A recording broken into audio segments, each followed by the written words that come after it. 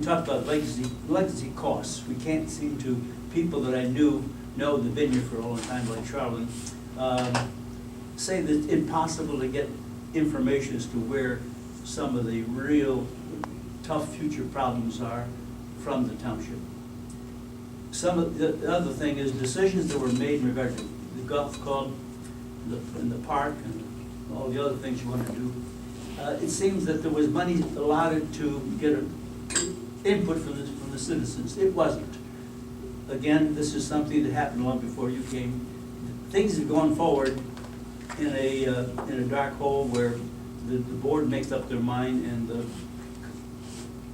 we, the taxpayers, don't have a vote. I'm just going to jump to the next subject.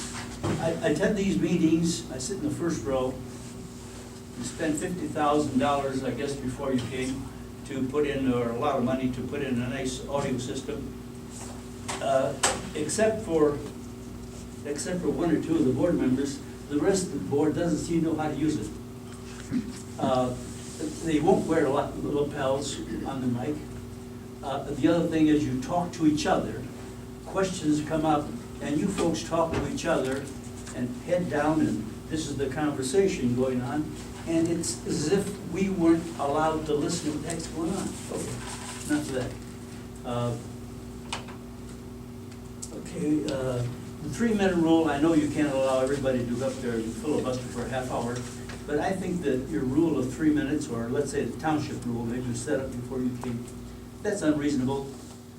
It's pretty hard to present a reasonable case in 3 minutes. You think it can't be done? I don't know how. We can't get responses from the board, but you're making a good breakthrough by at least us 8 people to talk to you. Unfortunately, probably the biggest criticism I see is, forgive me for stating it the way I feel, the perception is that since you've come on board, there has been very little change in the manner in which the board operates. To be more specific, and probably unfair to say so, but it seems like the power in the board is Edwards, and it seems like he runs the show more than the rest of the board. Just an observation. Hope that's not true, but that's what it seems like. Suggestions. Why don't you cancel the $1,500 weekly newsletter or monthly newsletter, and why don't you make it an open letter? You to us. What would you do? I would expect you'd list the problems and the intended plan to solve.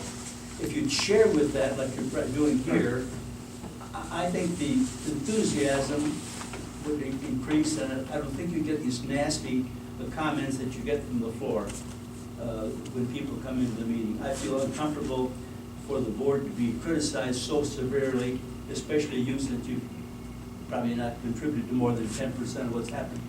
So I would say list the major issues, and if you don't have a plan, say we're working on one or something, but please try to get back to the people with what is going on. This is a good example here. Some of this I'm learning now. I've been coming to the meeting for 15 years. I haven't heard. Now you're opening it up and making it clear. But try to do that. If you do that, I think that the harshness of the meetings and the nastiness will diminish.